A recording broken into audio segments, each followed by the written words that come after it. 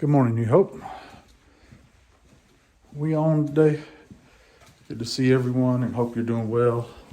Had a good day yesterday at New Hope and hope you were able, wherever you were, to gather with believers.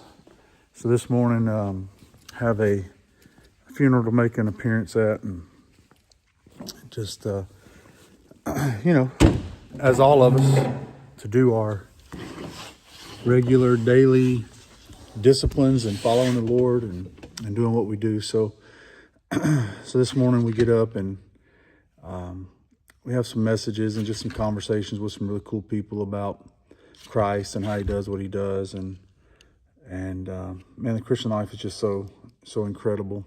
Had a good small group last night. And so I just want to, this morning, real quick, before I hit the road, give you some encouragement that the Lord gave me this morning. I had a couple other people send me some encouragements that God gave them. And this morning, in addition to our regular Bible reading, I was reading the book of Ephesians. And the book of Ephesians is not a long read. I suggest that when you read it, you just kind of read all the way through it, six pretty short chapters. But man, just some rich stuff, because it talks about who Christ has made us to be, and how God has allowed us to be one in him, and therefore one with one another, and therefore influential to this world. And so that's kind of what I want to talk to you about this morning. Ephesians chapter 2, verse number 4 says it like this: "But God, who is rich in mercy, for his great love wherein he loved us, wherein we were dead in sins, hath quickened us together with Christ. By grace you are saved, and are risen up together and made to sit together in heavenly places in Christ Jesus." So he gives us this concept of what he's done to make us alive, to give us this new life. And he says, listen, we are seated together in salvation with Christ in heavenly places. And there's so much that we could unpack there and so much we could say about that. But He's put us in this new position in him with one another. Why? Verse number 7 says like this: "That in the ages to come he might show the exceeding riches of his grace in his kindness toward us through Jesus Christ." And so this morning, I just want you to understand, and really what dawned on me this morning was that God didn't save us just to save us.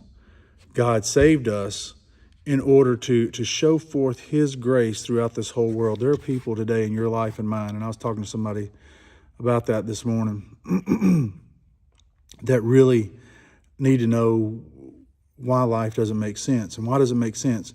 Because life doesn't make sense unless it's lived out by God's purpose and design. So the designer gave us the design. And this happens with everything. You ever cooked a recipe and cooked a meal but left something out of the recipe, and it's like just something's not right? You ever taken a trip and taken a wrong turn? You ever had a relationship and just wonder, or maybe just in general, you wonder why relationships don't seem to work for you? Maybe you feel like, and this is kind of the default thing that we do, is like, everybody's against me. It's everybody else's fault. I have all these issues with people because they don't see things correctly. The truth of the matter is, we just don't live inside God's plan and purpose for our life. But what he said is, I've saved you, not just so that you wouldn't go to hell, but that you would experience life with me seated in heavenly places, and so that you could show forth that life to other people. Today, you're going to have that opportunity. You're going to have the opportunity today, without a doubt. Even if you're by yourself today, you'll have the opportunity to encourage either yourself. David said, I stirred myself up in the Lord. I encouraged myself. Or whether it be coworkers or whatever it is. My wife has grandkids today. She has the opportunity to pour into their life and show them what is good and what is important and what is right. And so God has given us that opportunity. That's the purpose for which he gives us grace, to save us to that oneness with him, that oneness with others, and sharing that oneness with other people. So think about that today. Read Ephesians chapter 1 through 6. pray for Rochelle Jones and her family. Her father passed away, and their services today. Also, some of you may know Daniel O'Leary. Daniel O'Leary is one of the people in my life that really, really encouraged me. And I only got to see him for a week a year. And I'd go see him when we had our school, and we would go and go to the ACE competitions, but he and I would stay up after everybody else was gone to bed and after lights out, and we would just talk about the Lord and life. And he was such an encouragement through his attitude and the way he talked, and I'll certainly miss the friendship of Daniel O'Leary. He was on my daily Bible list, and it's a very surreal deal for me.